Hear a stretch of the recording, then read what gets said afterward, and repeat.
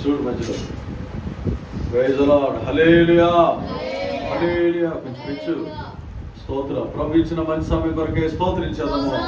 స్తోత్రం స్తోత్రం స్తోత్రం స్తోత్రం. ఉదయకాల ఆరాధన అంతా ప్రభు భారం ఎదురు నడిపించినందుకు స్తోత్రించేద్దాము. స్తోత్రం స్తోత్రం స్తోత్రం. ఈ సాయంకాల సమయంలో మరొకసారి దేవుడు మనల్ని ఈ కాలనీలో సమకూర్చినందుకే స్తోత్రించేద్దాము. స్తోత్రం స్తోత్రం స్తోత్రం. ఈ సాయంకాల సమయంలో ప్రభు మనతో మాట్లాడి మనల్ని హెచ్చరించి బలపరిచి స్థిరపరచినట్లుగా స్తోత్రించేద్దాము. స్తోత్రం స్తోత్రం స్తోత్రం స్తోత్రం స్తోత్రం. ఆమేన్. అందరూ కూర్చుందాం.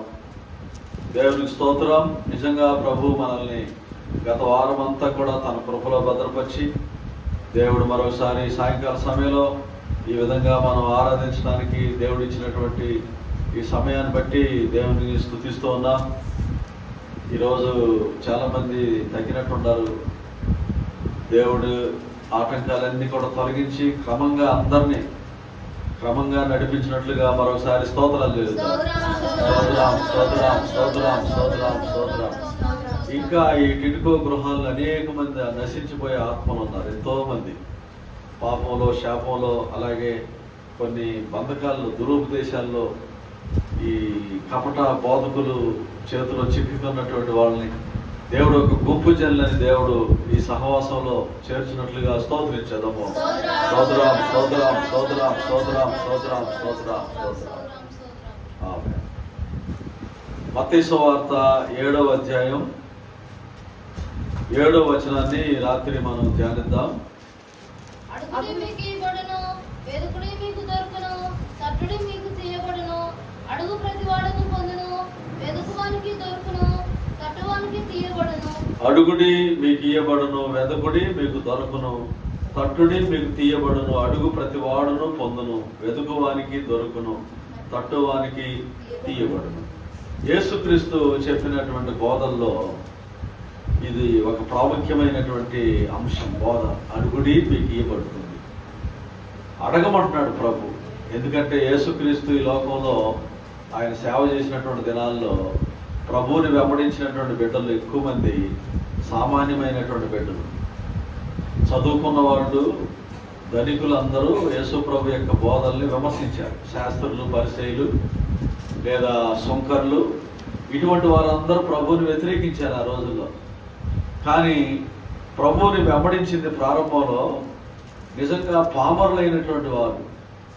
వాళ్ళు వెంబడిస్తూ ఉన్నప్పుడు ఈ చదువుకున్న వాళ్ళు, ఈ ధనికులు వీళ్ళందరూ కూడా చూశారు. అధికారులు చూసి వాళ్ళల్లో కూడా ఒక సమయం వచ్చేసరికి రక్షించబడ్డారు. దేవుడు అటువంటి ప్రారంభ దినాల్లో ప్రభువు ఆ యొక్క తనను వెంబడించినటువంటి ప్రజలకి అలాగే ఈ శాస్త్రులు పరిచయాలు అనబడే వారికి ఆయన అర్థమయ్యే రీతిలో అన్ని విషయాల్ని ఆయన బోధించాడు. ఇప్పుడు ఇది అడుగుడి మీకు ఇయ్యబడును, వెదకుడి మీకు దొరకును అంటే వాళ్ళ హృదయాల్లో ఉన్నటువంటి సందేహాన్ని ఆయన నివారణ చేస్తున్నాడు, నివృత్తి చేస్తున్నాడు. అంటే ప్రభువా మేము నిన్ను వెంబడిస్తున్నాం, మరి మా పరిస్థితి ఏంటి, మాకేంటి అని ప్రభువుని అడగటం ప్రారంభించారు వీళ్ళు. ఒకవైపు ఏమో తన శిష్యులు తమ జీవనాన్ని వదిలిపెట్టి తమ వలల్లో అన్నింటిని విడిచిపెట్టి ప్రభువుని వెంబడించడం ప్రారంభించారు. మరొక వైపు జనసమూహాలు ఆయన్ని వెంబడిస్తూ ఉన్నారు. కాబట్టి యేసు ప్రభు వాళ్ళకి నేర్పించినటువంటి అంశం ఏంటంటే మీరు అడగండి, దేవుణ్ణి మీకేం కావాలో అడగండి. కాబట్టి క్రైస్తవ జీవితంలో కానీ సంఘంలో కానీ దేవుని బిడ్డలైనటువంటి వారిలో కానీ ముఖ్యమైనటువంటి విషయం ఏంటంటే ప్రార్థన. అడగటమే ప్రార్థన. కాబట్టి అడుగుడి మీకు ఇయ్యబడును అని ప్రభు చెప్తున్నాడు. అడుగు ప్రతి వానికి ఇయ్యబడుతుంది, తట్టువానికి తీయబడుతుంది, వెదుకువానికి దొరుకుతుంది అని ప్రభు చెప్తున్నాడు. అనేక సందర్భాల్లో ప్రభు వాళ్ళకి అనేక విషయాల గురించి బోధించినప్పటికీ వారికి వ్యక్తిగతమైనటువంటి జీవితం గురించి బోధించాడు. కాబట్టి దేవుని బిడ్డలైనటువంటి మన జీవితంలో మనం అభివృద్ధి పొందాలంటే, ఆశీర్వదించబడాలంటే, దేవుడు మన కార్యాలు నెరవేర్చాలంటే అడగటం నేర్చుకోవాలి. ఒక తండ్రిని కుమారుడు బిడ్డలు ఏ విధంగా అడుగుతారో ఆ విధంగా దేవుణ్ణి అడగాలి. అడగకపోతే ఏది కూడా మనం పొందుకోలేము. తండ్రిని వేడుకోమని ప్రభు చెప్తున్నాడు. ఆయన్ని వేడుకోవాలి. ఏ విధంగా అడగాలి తండ్రిని? మొదటి యోహాను సువార్త 15వ అధ్యాయం 16వ వచనంలో మనం చూస్తే, 15వ అధ్యాయం 16వ వచనం, మీరు నా పేరట తండ్రిని ఏమి అడుగుదురో అది ఆయన మీకు అనుగ్రహించినట్లు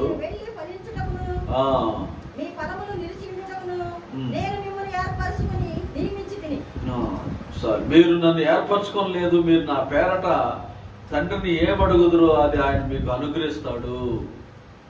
మీరు ఫలిస్తారు. నా నామమున నా పేరట మీరు తండ్రిని ఏమడుగుతారో అది ఇస్తారు.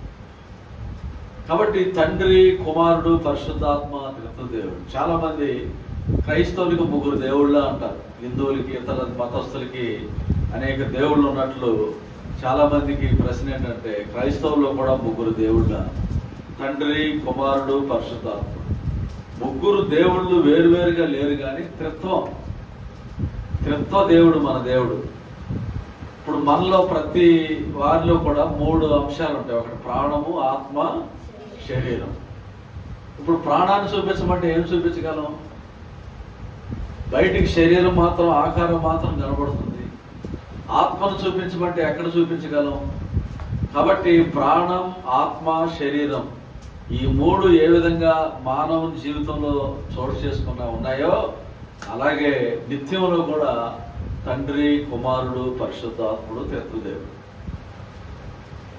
ఆదికాండం మొదలుకొని మనం గమనించినట్లయితే అక్కడ తండ్రి అయినటువంటి దేవుడు బయలుపడతాడు ప్రత్యక్షంగా. అబ్రహాముకి, ఇస్సాకు, యాకోబు అటువంటి భక్తులకి తండ్రి దేవుడు బయలుపడతాడు. మోషే కూడా ప్రభువుని అడుగుతాడు. దేవుడుగా మోషేకి బయలుపడినప్పుడు నీవెవరో అంటాడు మోషే. అప్పుడు ఆయన అంటాడు, నేను ఉన్నవాడును అనువాడునై ఉన్నాను అంటాడు. అంటే దేవుడు ఆయా సందర్భాల్లో పలు విధాలుగా తను తాను ప్రత్యక్షపరుచుకున్నాడు. మరి క్రీస్తు ఎవడు? క్రీస్తు దేవుడు పంపినటువంటి, లోకానికి పంపినటువంటి దేవుని కుమారుడు అని పిలువబడుతున్నాడు క్రీస్తు. యేసు క్రీస్తు నరవతారిగా ఆయన జన్మించాడు. కాబట్టి 2వ తత్వం అన్నమాట తండ్రిలో. ఆయన ఈయన ఒకటేనా అని కొద్దిమంది సందేహం. తండ్రి అయినటువంటి దేవుడు, కుమారుడైనటువంటి క్రీస్తు. క్రీస్తు కేవలం 33.5 సంవత్సరాలు మాత్రమే ఆయన భూమి మీద తిరిగాడు. తర్వాత ఆయన చనిపోయి పాతిపెట్టబడి 3వ రోజు లేచి ఆయన పరలోకానికి ఆరోహణం అయిపోయాడు. ఇప్పుడు మరి భూమి మీద ఉన్నది పరిశుద్ధాత్ముడు ఉన్నాడు. ఇప్పుడు పరిశుద్ధాత్ముడు సంచరిస్తున్నాడు. ఎక్కడ 2-3 నా నామమున నా పేరట కూడుకుందురో వారి మధ్యలో నేను ఉందును అని ప్రభు అంటున్నాడు. మత్తయి సువార్త 18వ అధ్యాయం 20వ వచనంలో చూస్తే,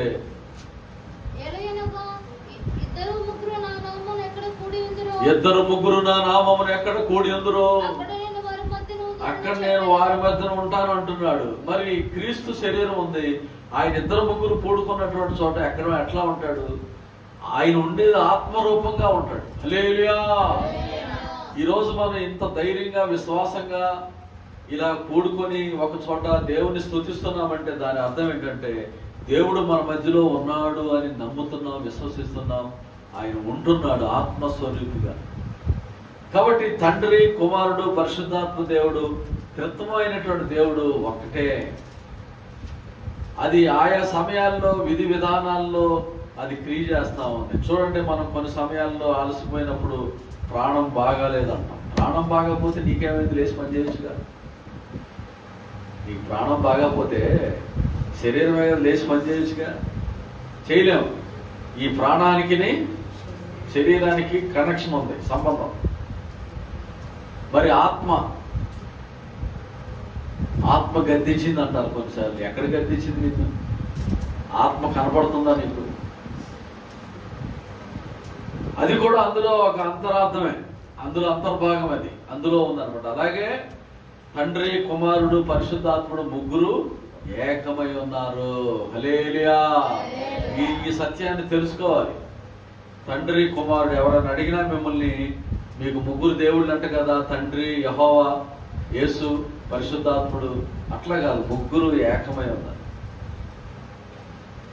కాబట్టి త్రిత్వంలో ఏకత్వం అనమాట. అది ట్రినిటీ, త్రిత్వం. పాత నిబంధనలోనేమో యెహోవా దేవుడు బయలుపడ్డాడు, యావే, యెహోవా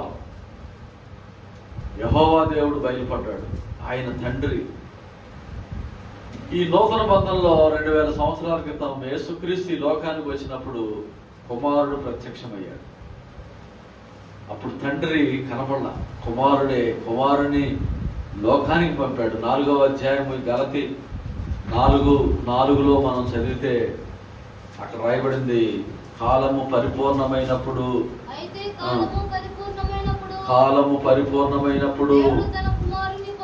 దేవుడు తన కుమారుని పంపాడు. కాలం ఒకటి నెరవేరింది. కాలం పరిపూర్ణమైనప్పుడు దేవుడు తన కుమారుని పంపించాడు. కాబట్టి కుమారుడైన యేసుక్రీస్తు ఆయన లోకానికి వచ్చి ఆయన సేవ చేశాడు.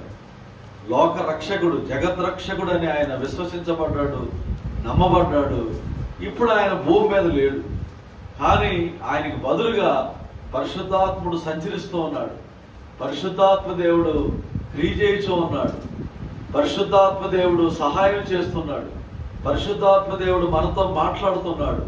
పరిశుద్ధాత్మ దేవుడు హెచ్చరిస్తూ ఉన్నాడు. ఇవన్నీ కూడా తండ్రి, కుమారుడు, పరిశుద్ధాత్ముడు ఏకమై చేయించినటువంటి కార్యాలు. అందుకనే 15-16 యోహాను సువార్తలు ఏం చదివామో, తండ్రిని అడగమంటున్నాడు నా నామమున. అందుకనే ప్రార్థన చేసేటప్పుడు మనం ఏమంటున్నాం? యేసుక్రీస్తు నామమున అడుగుచున్నాము తండ్రి అంటున్నాం. యేసుక్రీస్తు యొక్క నామం, యేసుక్రీస్తు పేరట మనం అడుగుతున్నాం. ఎందుకు యేసుక్రీస్తు పేరట అడగాలంటే, తండ్రికి ఈ సర్వలోకం మీద కోపం వచ్చింది. దేవుని యొక్క ఉగ్రత, దేవుని యొక్క న్యాయ తీర్పులు ఎన్నో జరిగినాయి గత కాలం. కానీ యేసుక్రీస్తు వచ్చి ఏం చేశాడంటే, తండ్రిని వేడుకున్నాడు. ప్రభువా వీరిని క్షమించని సిలువలో పలికాడు ఆయన. తండ్రి వీరిని మన్నించమని సిలువలో తండ్రిని వేడుకున్నాడు.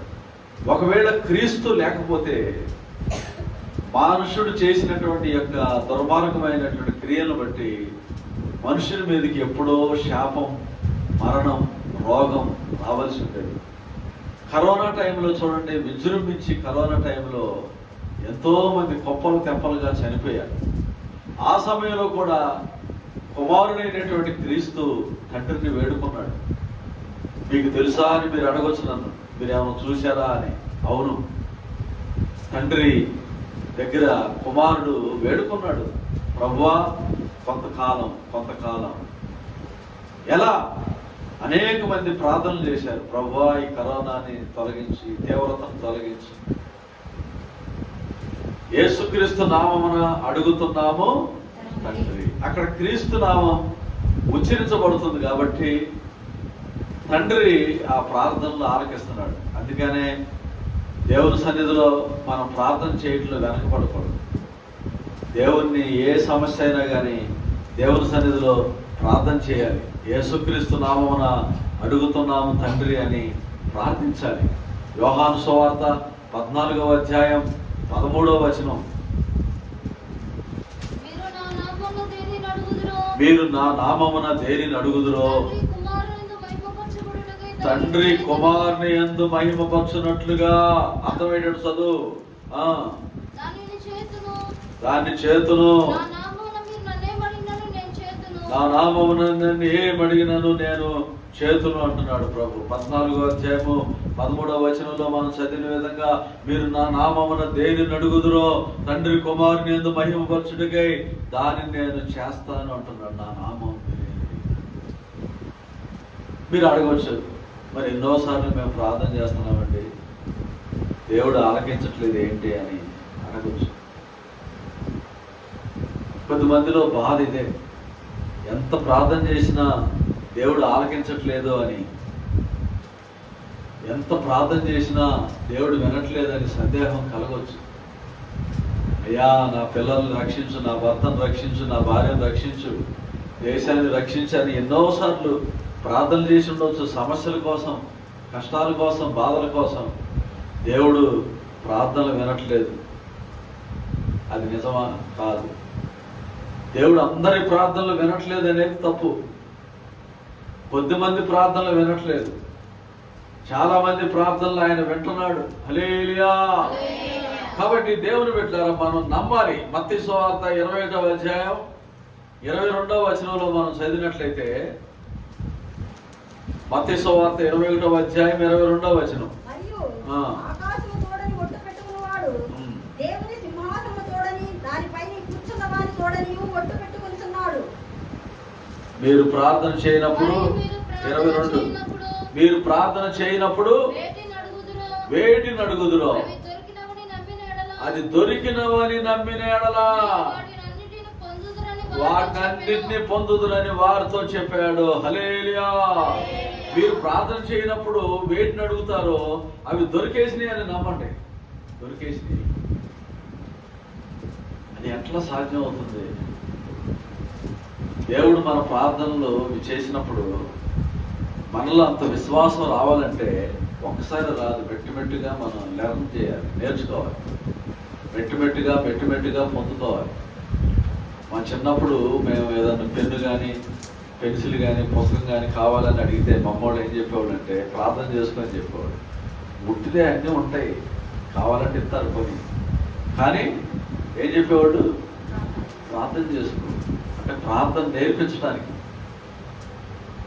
దేవుడు ఇచ్చాడు, దేవుని మీద విశ్వాసం పెరగటానికి, దేవుడు సహాయం చేస్తాడు అని మనలో ఒక విశ్వాసం కలగటానికి ఖచ్చితంగా దేవుణ్ణి అడగాలి, ఖచ్చితంగా దేవుణ్ణి వేడుకోవాలి, దేవుడు ఇచ్చాడని నమ్మాలి. అలా విశ్వాసాన్ని మనం ఏం చేయాలంటే నేర్చుకోవాలి.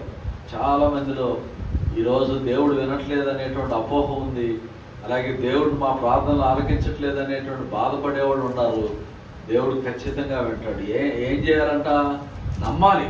దేవుడు ఇస్తున్నాడు, దేవుడు చేస్తున్నాడు. వేటిని అడుగుదురో అవి దొరికినవి అని మీరు నమ్మిన ఎడల వాటన్నిటినీ మీరు పొందుకుంటారు. వాటన్నిటిని మీరు పొందుకుంటారు. దేన్నైతే అడుగుతారు అది నమ్మాలి. ఆ విశ్వాసం అనేది మనకు అవసరం. దేవుడు ఇస్తాడు. ఆ విశ్వాసం మనలో కలగాలంటే అది వెంటనే రాదు. దేవుని బిడ్డలారా, దేవుని సన్నిధిలో మనం ఎదగాలి, బలపడాలి. మెట్టుమెట్టుగా దేవుల్లో బలపడాలి. చిన్న చిన్న విషయాల కొరకు ప్రార్థన చేసి పొందుకోవాలి. చిన్నదే కదా అని వదిలేయకూడదు. ఏ చిన్న విషయమైనా దేవుని దగ్గర మొరపెట్టాలి, ప్రార్థించాలి. ప్రాక్టీస్ మేక్స్ మ్యాన్ పర్ఫెక్ట్ అని అంటారు సామెత. నీ యొక్క తరఫీ, నీ యొక్క శిక్షణ అనేది నిన్ను ఒక సంపూర్ణతలోనికి నడిపిస్తుంది. కాబట్టి అడగాలి దేవుణ్ణి. ఒకవేళ తలనొప్పి వచ్చింది అనుకోండి, ప్రభువా నాకు తలనొప్పి తగ్గించిన ఆయన అని ప్రార్థన చేయాలి. ఇంటి దగ్గర జెండు బామ్ ఉంది కదా, డోలాజిన్ ప్లస్ ఉంది కదా, గుట్టుక్కుని మింగేసి జెండు బామ్ రాసుకుని కూర్చుంటే ప్రార్థన ఎలా వస్తుంది మనకి? హల్లెలూయా. నేను చెప్పింది అర్థమవుతుందా? ఇప్పుడు తలనొప్పి వచ్చింది, దేవుడు నీ ప్రార్థన వింటున్నాడా లేదనేది ఒక చిన్న ఎక్స్పెరిమెంట్ చేయాలి. ప్రభువా నాకు తలనొప్పి ఉంది నాయన, స్వస్థపరచు, విడుదల నువ్వు కనిపెట్టు మోరుతో. ఎదురుకుండా జెండు బాము అవి ఇవి శాస్త్రీ బాము అంటే ఈ మధ్యలో శాస్త్రీ బాము, తర్వాత రకరకాల ట్యాబ్లెట్లు, పారాసిటమాల్, ఏంటంటే చాలా రకరకాలు. ఇప్పుడు మన మనసంతా అటు పోయింది అనుకోండి, దేవుడు ఎట్లా అంటాడు? కాబట్టి విశ్వాసంలో ఎదగాలి, విశ్వాసంలో ప్రార్థన చేయాలి, దేవుణ్ణి వేడుకోవాలి. ఒకవేళ నీ విశ్వాసం కొన్ని సమయాల్లో దేవుడు శోధించవచ్చు. కాబట్టి అడుగు ప్రతి వానికి దేవుడు ఏమంటున్నాడు? ఇస్తానంటున్నాడు. అడుగు ప్రతి వానికి ఇస్తాడు, వెతుకువానికి దొరుకుతుంది అని ప్రభు చెప్తున్నాడు. కాబట్టి దేవుని అడుగుట్లో మనం సిగ్గుపడకూడదు. ఎక్కువగా ప్రార్థన, దేవుణ్ణి అడగాలి. గంట సేపు వాక్యం కంటే ఒక 5 నిమిషాలు ప్రార్థనే దేవునికి ఉత్తమమైంది, దేవునికి ఇష్టమైంది. కాబట్టి దేవుణ్ణి అడగాలి మనం. దేవుణ్ణి అడగాలి. 15:7 కూడా యోహాను సువార్తలో 15వ అధ్యాయం 7వ వచనంలో కూడా ఏం రాయబడిందంటే, నా యందు మీరును మీ యందు నా మాటలను నిలిచి ఉండిన ఎడల మీకేది ఇష్టమో అడుగుడి. మీకు ఏది ఇష్టమో అడుగుడి. అది మీకు అనుగ్రహింపబడును. మీకు ఏది ఇష్టమో, నాకు బిర్యానీ కావాలి ప్రభువా, నాకు బిర్యానీ ఇవ్వు. ఒకరోజు ఎట్టాగి అడిగా, ఎవరు ఇవ్వట్లా నాకు కష్టమైన రోజుల్లో. ఇట్లాంటివి చాలా జరిగింది. ఒకసారి యాపిల్ పండు కావాలని అడిగా. అప్పుడు సేవ ఆరంభంలో కష్టం అనమాట చాలా. ఇప్పుడు యాపిల్ అంటే 10 రూపాయలకు వచ్చేస్తుంది. అప్పుడు యాపిల్ 30-40 రూపాయలు ఒక యాపిల్. 15 ఏళ్ళ క్రితం 40 రూపాయలు. అట్లాగే ఎవరు ఒక ఎస్ఐ గారు అక్కడ పక్కన అతికించాడంట. ఇక్కడ చర్చ జరుగుతుంది కదా, పాస్టర్ గారిని కలుద్దామని వచ్చేటప్పుడు యాపిల్ను చక్కెరకేళ్ళు పట్టుకొచ్చాడు. ఇట్లా చాలా సందర్భాలు. నేను ఇది ఉదాహరణ మాత్రమే చెప్తున్నా. అంటే అవి అడగాలని కాదు, ఏదైనా కానీ ఏది అవసరమో, ఏది నీ కుటుంబంలో సమస్య, దాన్ని ఏం చేయాలి, అడగాలి. ఒకవేళ మన కొన్ని సమయాల్లో ప్రార్థనా బలం చాలదు. దేవుని మందిరానికి వచ్చినప్పుడు, దేవుని సన్నిధికి వచ్చినప్పుడు, సమిష్టిగా కూడుకున్నప్పుడు ఒకరికొకరు ప్రార్థించుకోవాలి. సేవకులకు చెప్పాలి, ఫలానా విషయం కొరకు ప్రార్థన చేయండి, ఇది సమస్యగా ఉందని చెప్పాలి. దేవుడు అప్పుడు ఆ ప్రార్థనని ఆలకిస్తాడు. మీకు ఏది ఇష్టమో అది అడగండి. కాబట్టి ఏమి ఇష్టం? బైబిల్ ఎంతో మంది ఎన్నో రకరకాలైనటువంటి విషయాల కొరకు అడిగినట్లుగా మనం చూస్తున్నాం. యాకోబు పత్రిక 1వ అధ్యాయం 15వ వచనంలో, యాకోబు పత్రిక 1:15,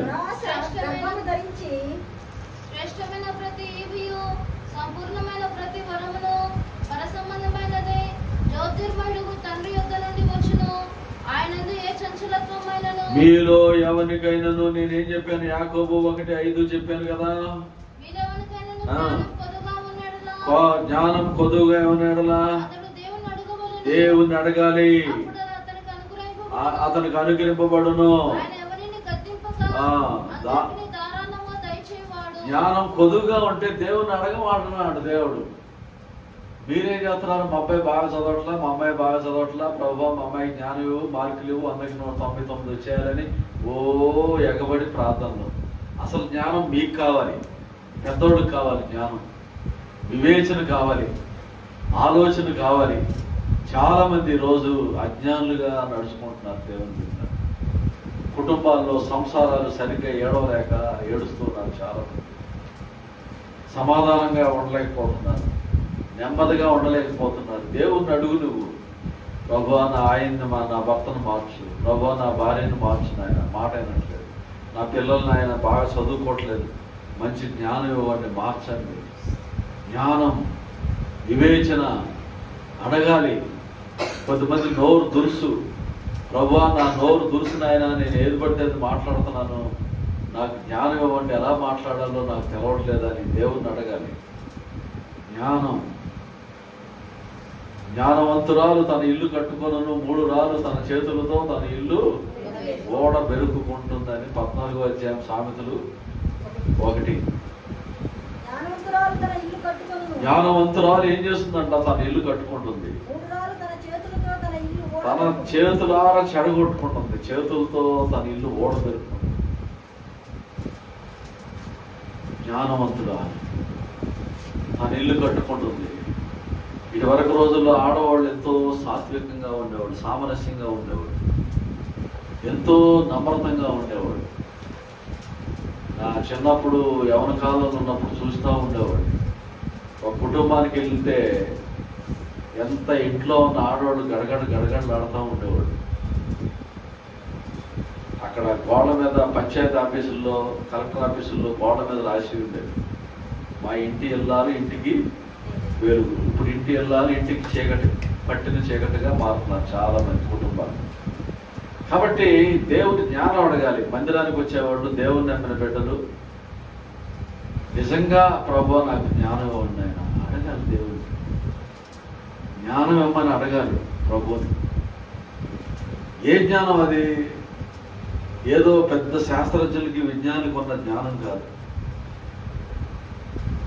నెమ్మదిగా ఉండేటువంటి జ్ఞానం, అందరితో సమాధానంగా ఉండేటువంటి జ్ఞానం, దేవుని కృపను పొందేటువంటి జ్ఞానం దేవుడు ఇవ్వాలి. కాబట్టి ఆ జ్ఞానాన్ని మనం సంపాదించుకోవాలి. దేవుణ్ణి అడగమంటున్నాడు. జ్ఞానం కూడా కావాల్సింది అప్పులు తీరాలి, నాకు అవసరాలు కావాలి, ఇల్లు కట్టుకోవాలి, అవే కాదు దేవుణ్ణి అడగాల్సింది. ఏం అడగాలి దేవుణ్ణి? జ్ఞానం కూడా అడగాలి. జ్ఞానం ఇవ్వనాయన, జ్ఞాపశక్తి ఇవ్వండి ప్రభు, దేవుణ్ణి అడగాలి. కాబట్టి దేవుని అడుగుట్లో ఇన్ని లాభాలు ఉన్నాయి. దేవుణ్ణి, ప్రభా నా కుటుంబాన్ని నేను కట్టుకోవాలి, నా ఇల్లు నేను కట్టుకోవాలి, నా పిల్లల్ని చక్కగా సంరక్షించుకోవాలి, మంచి ఉద్యోగం చేయాలి, సంపాదించుకోవాలి, చేతి పనులు అభివృద్ధి అవ్వాలి అని దేవుణ్ణి అడగాలి. ప్రతి విషయంలో జ్ఞానం ఇవ్వండి అయ్యా అని దేవుణ్ణి అడగాలి. ఈ మధ్యలో ఒకటి చదివా నేను. ఎక్కువగా కంపెనీలు, పెద్ద పెద్ద ఫ్యాక్టరీలు స్థాపించిందంతా చదువు లేనివాళ్ళే, 10th క్లాస్ ఫెయిల్. అందులో ఉద్యోగాలు చేసేవాళ్ళు బీటెక్, ఎంటెక్ చేసేవాళ్ళు. కారణం ఏంటి? చదివే కాదు జ్ఞానం వచ్చేది, చదువుకోవటం వల్లే కాదు జ్ఞానం వచ్చేది. చదువు లేకపోయినా కానీ జ్ఞానం వస్తుంది. చదువు లేకపోయినా చాలా ఫ్యాక్టరీలు, చాలా పెద్ద పెద్ద కంపెనీలు సీఈఓలందరూ కూడా చదువు తక్కువ చదివిన వాళ్ళే. విజయవాడలో ఒక ఆవిడ హాస్పిటల్ మేనేజర్, మొత్తం హాస్పిటల్ ఆడదే. ఆవిడ డిగ్రీ చదివింది, కానీ హాస్పిటల్లో ఉన్న వాళ్ళందరూ ఎంబీబీఎస్, ఎంఎస్, పెద్ద పెద్ద డాక్టర్లు. అంటే తన జ్ఞానం చేత ఆమె ఒక వ్యవస్థనే సృష్టించింది, ఉద్యోగాలు పెట్టుకుంది. చూడండి ఎంత ఆశ్చర్యము. కాబట్టి దేవుణ్ణి మనం అడిగినప్పుడు జ్ఞానం దేవుడు ఇస్తాడు. జ్ఞానం కొదువుగా ఎన్నడలా దేవుణ్ణి అడగాలి. అలాగే రక్షణ అడగాలి దేవుణ్ణి. జైలు అధికారులు ఏం చేశారు? 16వ అధ్యాయం అపోస్తుల కార్యాలు 29వ వచనంలో చెరసాల అధికారులు పౌలు శీలయాలు ఆ గదుల్లో నుండి బయటకు వచ్చినప్పుడు, సంఖ్యలు తెగిపోయినప్పుడు వీళ్ళు భయపడి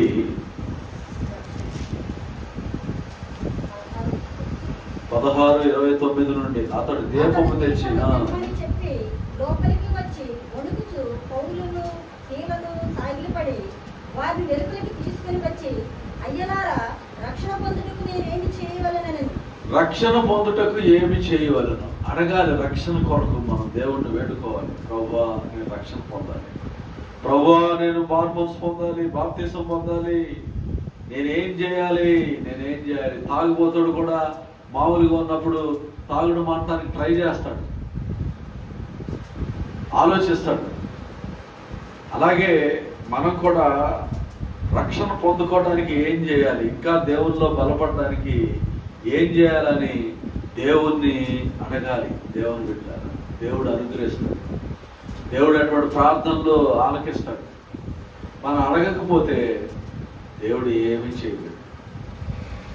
అలాగే ఇశ్రాయేలు ప్రజలు ఆహారాన్ని అడిగినట్లుగా నిర్గమాకాండం 16వ అధ్యాయం 2వ వచనంలో మనం చదవచ్చు. నిర్గమాకాండం 16వ అధ్యాయం. సమాజమంతయు మోషే అహరోను మీద సడియను. ఇశ్రాయేలు మేము మాంసము వండుకొని కుండల యొద్ద కూర్చుండి తృప్తిగా ఆహారము తిన్నప్పుడు యెహోవా చేతి వలన ఎలా సావకపోతిమి? ఈ సర్వ సమాజమును ఆకలి చేత సంపుటకు ఈ అరణ్యములోనికి మమ్ము అక్కడి నుండి తోడుకొని వచ్చితివని వారితో అనగా, యెహోవా మోషేను చూచి, ఇదిగో నేను ఆకాశము నుండి మీ కొరకు ఆహారమును కురిపించాను. చూడండి, అరణ్యంలో వీళ్ళు ఆహారాన్ని అడిగారు. ప్రభువా మాకు ఆహారం లేదు నాయన, మేము ఐగుప్తులో ఉన్నప్పుడు సమృద్ధిగా మాకు మాంసం ఉండేది, కూరగాయలు ఉండేవి, దోసకాయలు ఉండేవి, ఉల్లిగడ్డలు ఉండేవి, చేపలు ఉండేవి, గుడ్లు ఉండేవి, మాంసం ఉండేవి అని దేవుణ్ణి అడిగారు. దేవుడు వెంటనే మోషే ద్వారా ఆకాశం నుండి పూరేళ్ళని కురిపించాడు. దేవుడు అనుగ్రహిస్తాడు. ఆహారాన్ని కూడా దేవుణ్ణి అడగాలి, దేవుని ఆహారం అడగాలి. ఈ సేవ ఆరంభంలో భోజనానికి కూడా ఉండేది కాదు ఏమి ఇంట్లో. ప్రభువా ఈరోజు ఆహారం దయచేయను ఆయన అని ప్రార్థన చేసుకునేవాడు. ప్రభా ఈరోజు భోజనం పెట్టిన ఆయన దేవుడు ఏదో ఒక రూపంలో ఎవరో ఒకరితో మాట్లాడి ఏదో ఒక రకంగా ఆహారాన్ని పంపించేవాడు. కరోనా టైంలో ఎవరి కాళ్ళకే తలుపులు వేసుకొని ఎవరి కాళ్ళకే బయటికి రాలేనటువంటి స్థితి, కొనుక్కోలేనటువంటి స్థితి, అప్పుడు కూడా ప్రభు ఆహారం దయచేయని ఆయన అని అడిగినప్పుడు ఎవరో గేట్ కాడ బియ్యం కట్ట అట్లా రకరకాలు అన్ని పెట్టేసి వెళ్ళిపోయేవాడు. అది సేవకులకు మాత్రమే కాదు, ఎవరైనా కానీ దేవుడిని అడిగితే దేవుడు ఇస్తాడు. చాలా మంది విశ్వాసులు కూడా జీతం రానప్పుడు, డబ్బులు లేనప్పుడు విశ్వాసంతో ప్రభువా ఈరోజు ఆహారం దయచేయని ఆయన అడగాలి దేవుడిని. కొన్ని సమయాల్లో మనం ప్రార్థన చేయడం కోసమని దేవుడు మనకు ఆహారాన్ని ఉంచడు. అంటే నీ విశ్వాసంతో నేర్చుకోవాలి, విశ్వాసంతో ప్రార్థన చేయాలి. మా చిన్నప్పుడు మా నాన్నగారు ఉద్యోగం చేసేటప్పుడు కొన్ని నెలల పాటు కలెక్టర్ ఆఫీసులో అంటే జిల్లా మొత్తం ధర్నాలు, స్ట్రైకులు చేశారు. ఎమర్జెన్సీ వచ్చింది ఆ టైంలో. తినటానికి తిండి లేదు ఇంట్లో. ఇంట్లో ఉన్న రైస్ బియ్యం ఆ డ్రమ్ అంతా ఖాళీ, ఏమీ లేవు. చాలా బాధలు అనమాట. మేము 5 పిల్లలు, 5. మరి ఎప్పుడు జీతం తెచ్చుకొని నెల సరుకులు తెచ్చుకొని పెట్టుకునే వాళ్ళకి 3-4 నెలలు జీతం ఆగిపోతే పరిస్థితి భయానకం. నిండా డ్రమ్ము నిండా బియ్యం ఉండే, డబ్బాల నిండా పప్పులు అన్ని నూనెలు అన్నీ ఉండే. ఏమీ లేనప్పుడు దేవుడు అప్పుడు శోధిస్తాడు అనమాట. నీవు ప్రార్థించేటువంటి ఒక విశ్వాసిగా ఉన్నట్లయితే దేవుని సముఖంలో అడగాలి వాటిని కూడా. ప్రభువా బియ్యం లేవు నాయన బియ్యము, కూరగాయలు లేవు నాయన కూరగాయలు, ప్రభు ఆహారం లేదు నాయన ఆహారం ఇవ్వని. నీవు దేవుని బిడ్డవైతే, నిజంగా దేవుని మీద నీకు నమ్మకం, విశ్వాసం అనేది ఉంటే నీవు అడగాలి దేవుణ్ణి. హల్లెలూయా. దేవుడు ఏదో ఒక రూపంలో దేవుడు ఇస్తాడు. దేవుడు ఏదో ఒక రూపంలో. ఆ టైంలో మా అమ్మ సాక్ష్యం చెప్తా ఉండేది, ఏడ్చుకుంటా సాక్ష్యం చెప్పేది. ఏమీ లేనప్పుడు దేవుడిని అడిగినప్పుడు ఎవరో రోడ్డు అమ్మటి ఇటువరకు రోజుల్లో బియ్యం అమ్మేవాడు కదా, బస్తాలు పెట్టుకొని సైకిళ్ళ మీద పెట్టి. ఎవరో వెళ్తా అమ్మ ఇదిగో బియ్యం, నేను ఊరు వెళ్ళిపోతున్నాను, మీరు డబ్బులు ఉన్నప్పుడు ఇవ్వండి అని అక్కడ పడేసి వెళ్ళిపోయాడు బియ్యం బస్తా. అలాంటి విశ్వాసం అనేది మనకు కావాలి దేవుని దగ్గర. నేను 9th క్లాస్ చదివేటప్పుడు సెంట్ ఫ్రాన్సిస్ స్కూల్లో 9th క్లాస్ చదువుతున్నాను మచిలీపట్నంలో. మా నాన్నగారు ట్రాన్స్ఫర్ అయ్యి ఒక చోట నుండి ఒక చోటకి వచ్చినప్పుడు, వేరే చోటకి అద్దెకి వెళ్ళినప్పుడు స్కూల్ మారాల్సి వచ్చింది. స్కూల్లో నేను బాగా చదివేవాడిని. 7th క్లాస్ అక్కడ నుండి అంతా స్కూల్ ఫస్ట్. 9th క్లాస్ వచ్చేసరికి డిస్టర్బెన్స్. అప్పుడు ఎవరో ఒక ఆయన కలెక్టర్ ఆఫీస్లో నాన్నగారిని చూసినప్పుడు ఆయన పరిచయం అయ్యి స్కూల్ ఫీజు కట్టడానికి ప్రస్తుతం డబ్బులు లేవు, తర్వాత కడతానని చెప్పడానికి స్కూల్కి వెళ్ళినప్పుడు ఆయన ఎదురొచ్చి ఆ మాస్టర్ గారు, పర్వాలేదండి మీరు కట్టద్దు అవసరం లేదు పంపించేసి, స్కూల్లో పుస్తకాలన్నీ నాకు సాయంత్రానికి మొత్తం స్కూల్లో ఉన్న టెక్స్ట్ బుక్స్ అన్నీ, నోటు పుస్తకాలన్నీ బ్యాగులో ఇచ్చి పంపించారు. ఇంట్లో ఒకటే ఆశ్చర్యం. అంటే దేవుడి కార్యాలు అలా ఉంటాయి. దేవుడిని అడగాలి. దేవుడిని అడిగినప్పుడు దేవుడు అన్ని సమృద్ధిగా ఇస్తాడు. అది లేదు ఇది లేదని ఇశ్రాయేలు ప్రజలు కూడా ఆ సమయంలో సణిగారు. సనగకూడదు. మనం నీవు ప్రార్థించాలి దేవుని సన్నిధిలో, కనిపెట్టాలి. అంటే ఎందుకు చెప్తానంటే ప్రార్థనలో ఇది ఒక అంశం. మనం మిగతా సమస్యల కోసం ప్రార్థించడం మాత్రమే కాదు, ఇశ్రాయేలీయులు అడిగారు దేవుణ్ణి, అడిగి పొందుకున్నారు. ఏదో ఒక విధంగా అడిగినప్పుడు దేవుడు మన విశ్వాసాన్ని ఘనపరుస్తాడు. కొన్ని సమయాలు అన్నీ ఉంటాయి మనకి, అయినా దేవుణ్ణి అడగాలి. 6వ అధ్యాయం మత్తయి సువార్తలో పరలోక ప్రార్థన ప్రభు నేర్పేటప్పుడు, పరలోకమందున్న మా తండ్రి నేడు మా అనుదిన ఆహారము,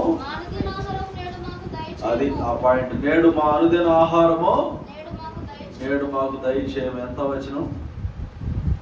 6వ అధ్యాయం 11వ వచనం. మా అనుదిన ఆహారము నేడు మాకు దయచేయి. డ్రమ్ము నిండా బియ్యం ఉండొచ్చు, కూరగాయలు ఉండొచ్చు, ఫ్రిడ్జ్ నిండా మిల్క్ ప్యాకెట్లు, రకరకాల అన్నీ ఉండొచ్చు ఫ్రిడ్జ్లో. కానీ ఆ ప్రార్థన మాత్రం ఏం చేయకూడదు, వదలకూడదు. అడగాలి దేవుని ఉదయం లేచి, ప్రభువా నేను కావలసిన ఆహారం అంతా దయచేయను ఆయన అని దేవుణ్ణి వేడుకోవాలి. అలా ఎంతమంది అడుగుతున్నారు? ఎంతమంది అడుగుతున్నారు? ఉదయం లేచి కిచెన్లోకి వెళ్ళి ఎంతమంది ఈరోజు ప్రార్థన చేస్తున్నారు? కిచెన్లోకి వెళ్ళి ప్రార్థన చేస్తున్నాం అన్నాడు చేయతను చూద్దాం. ఉదయం వెళ్ళి వంటగదిలోకి వెళ్ళి ప్రార్థన చేస్తున్నారు. ఏం వసదా? అలవాటు చేసుకోవాలి. అవన్నీ కొత్తగా పెళ్ళైన వాళ్ళకి చెప్తున్నాను, కొత్తగా అవన్నీ అలవాటు చేసుకోవాలి. కిచెన్లోకి వెళ్ళి ఏం చేయాలి? గ్యాస్ లేదు, అది లేదని తదిన పెట్టకూడదు ఇంట్లో. నువ్వు నుంచుని ప్రార్థన చేయి, పొయ్యి దగ్గర నుంచుని. మంచి గ్యాస్ స్టవ్ ఉండొచ్చు, 3,000 4,000 పెట్టి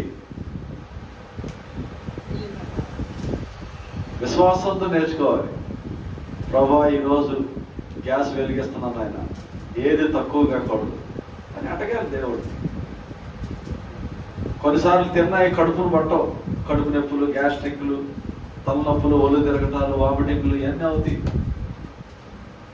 నీవు కిచెన్లో ఆ ప్రార్థన లేదు. నువ్వు ప్రారంభంలో అన్నీ ఉన్నాయనుకుంటున్నావు, సడుగుతున్నావు అయ్యలేవి లేవని. అదే నీకు ప్రార్థన జీవితంలో బిల్డప్ అయినావు అనుకో, ఓహో దేవుడు ఈరోజు పరీక్షించాడు నన్ను. మద్రాసులో చీఫ్ పాస్టర్ గారు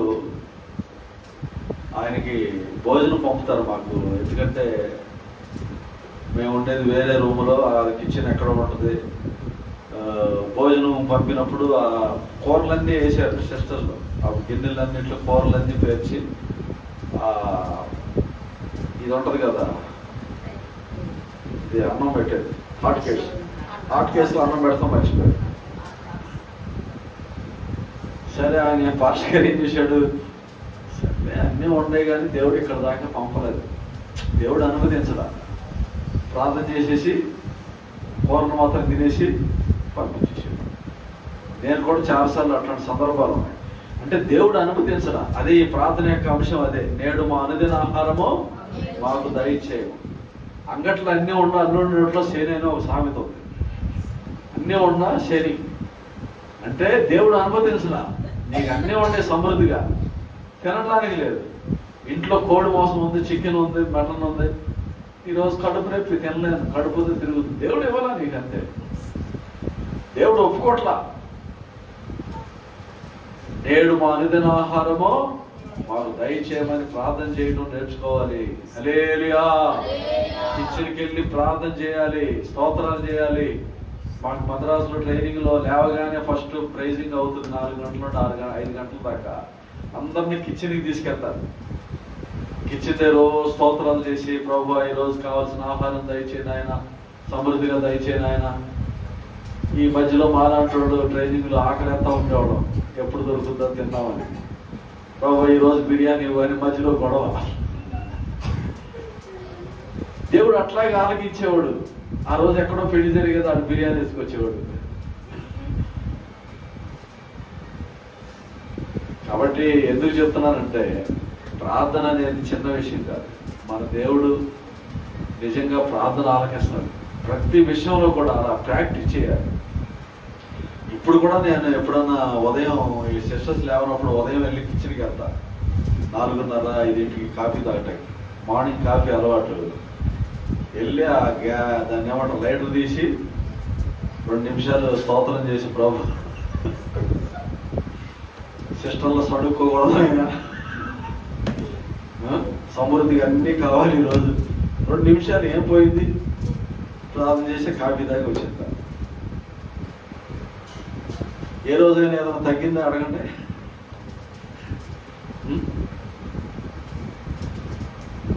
నేర్చుకోవాలి. మనకి అన్నీ ఉండి కాదు, లేనప్పుడు కూడా దేవుడు శోధిస్తాడు. ప్రార్థన అంటే దేవుడు అనుమతిస్తున్నాడు నీకు ప్రార్థన చేయడానికి. దేవుడు అనుమతిస్తున్నాడు. నేడు మా అనుదిన ఆహారము ఉదయం లేవగానే ఈ అంశాన్ని దేవుడి దగ్గర పెట్టాలి. భోజనం పానీయం దేవుడు ఆస్వాదించాలని ప్రార్థన చేయాలి. ఈ ఆహారాన్ని ప్రభువా దీవించాలని భుజించినప్పుడు మా వంట పట్టాలి, మాకు మంచి ఆరోగ్యం రావాలి అని ప్రార్థన చేయాలి. ఈ రోజులు చూడండి, వాల్నట్స్, డ్రై ఫ్రూట్స్ అవి ఇవి తిన్నా కానీ ఆరోగ్యాలు ఉండట్ల జనాలకి. వీటి వరకు రోజులు ఎంత సద్దన్నం మజ్జిగలో కలుపుకొని తింటే ఎంత యాక్టివ్గా ఉండేవాళ్ళు. హల్లెలూయా. ఇప్పుడంతా మాయలు, మంత్రాలు, తంత్రాలు, ద్వేషాలు, కోపం, పగ, అసూయలు ఇవన్నీ ఎక్కువైపోయినాయి. నెమ్మది ఉండట్లా, కుటుంబాల్లో సమాధానం ఉండట్లా. అందుకని మనం తినే వంట పట్టట్లా. మంచి మంచి డబల్ కాట్లు, పెద్ద పెద్ద డబల్ కాట్లు మంచాలు, నిద్ర పట్టట్లా. ఏం చేయాలి? ఏసీలు, నిద్ర పట్టట్లా. ఆ రోజుల్లో నలక మంచాలు బయట వేసి పడుకుంటే ఎక్కడికో వెళ్ళిపోయేది. అంటే ఇది దుష్టకాలం మనం జీవించేది. కాబట్టి దేవుణ్ణి మనం నిజంగా ఈ రోజుల్లో ప్రార్థించాలి. కాబట్టి సందేహపడకూడదు, విశ్వాసంతో అడగాలి. యాకోబు 1:6 మనం చదివినప్పుడు సందేహింపక దేవుణ్ణి అడగాలి విశ్వాసంతో. ఏ మాత్రం 6వ వచనం, సందేహింపక విశ్వాసంతో అడగాలి. విశ్వాసంతో అడగాలి. నీవు అపనమ్మకంగా ఉండకూడదు. దేవుడు చేస్తాడు, దేవుడు ఇస్తాడు, నా ప్రార్థన వింటాడు అని దేవుణ్ణి అడగాలి. దేవుని బిడ్డ నేర్చుకోవాలి, అడగటం నేర్చుకోవాలి. ప్రతిదీ కూడా దేవుణ్ణి అడగాలి. కొన్నిసార్లు నేను ఏదైనా వస్తువు కొనుక్కోవడానికి ఇప్పుడు కూడా డబ్బులు ఉంటాయి, కొన్ని వేలే ఉంటాయి ఉండటానికి. కొన్ని సమయాల్లో డబ్బులు ఉన్నప్పుడు కూడా ఫలాన్ని కొనుక్కోవాలా వద్దని సందేహపడతా ఉంటా. ఇది అవసరం ఇప్పుడు నాకు అనిపిస్తుంది కొన్నిసార్లు. దేవుడు ఏదో రకంగా దాన్ని ఇస్తాడు కదా నాకు అని ఆ విశ్వాసం ఎదురు చూస్తూ ఉంటా. కాబట్టి దేవుని బిడ్డలారా, దేవుడు నిజంగా విశ్వసించిన వారిని దేవుడు సిగ్గుపరచడు. కాబట్టి మన సంఘంలో సహవాసంలో ఉన్న బిడ్డలు ఇటువంటి విశ్వాసం కలిగి దేవుణ్ణి అడగటం నేర్చుకోవాలి. ప్రార్థనకు వచ్చినప్పుడు ఏకీభవించి అంశం కొరకు చెప్పి ప్రార్థన చేసుకోవాలి. ఎఫెసీయులకు రాసినటువంటి పత్రిక 3:20 చెప్పి నేను ముగిస్తా. ఆయన అడుగు వాటి కంటే, ఊహించే వాటి కంటే అత్యధికంగా అదేనా మనలో కార్యసాధకమైన తన శక్తి చొప్పున మనం అడుగు వాటన్నిటికంటే, ఊహించే వాటన్నిటికంటేను అత్యధికంగా చేయ శక్తి గల దేవునికి క్రీస్తు యేసు మూలంగా సంఘంలో తరతరములు సదాకాలము మహిమ కలుగుతారు. తన శక్తి చొప్పున మనం అడుగు వాటి కంటే, ఊహించే వాటి కంటే మన దేవుడు అత్యధికంగా అనుగ్రహిస్తాడు. దేవుని సన్నిధిలో సమర్పించుకుందాం. ఈ రాత్రి సమయంలో దేవుని బిడ్డలారా, దేవుని సముఖంలో అడగటం మనం ప్రారంభించాలి. ఏది ఇష్టమో అది అడగాలి. రక్షణ కొరకు అడగాలి, ఆహారం కొరకు అడగాలి, సమాధానం కొరకు అడగాలి, జ్ఞానం కొరకు అడగాలి, నీ కుటుంబాన్ని కట్టుకోవడం కోసం అడగాలి. ప్రార్థన చేయటం ఆస్వాదించబడినటువంటి డబ్బులు ఉంటేనో, ఉద్యోగం ఉంటేనో, మంచి జీతం ఉంటేనో, రాబడి ఉంటేనో కాదు. దేవుని బిడ్డలారా, మంచి ఇల్లు కట్టుకుంటారు ఈరోజు, కానీ సమాధానాలు ఉండట్లేదు, దేవుని కాపుదలను ఉండట్లేదు, భద్రతలు ఉండట్లేదు. అన్ని ఆహారం అంతా ఉంటుంది కానీ ఆరోగ్యాలు ఉండట్లేదు.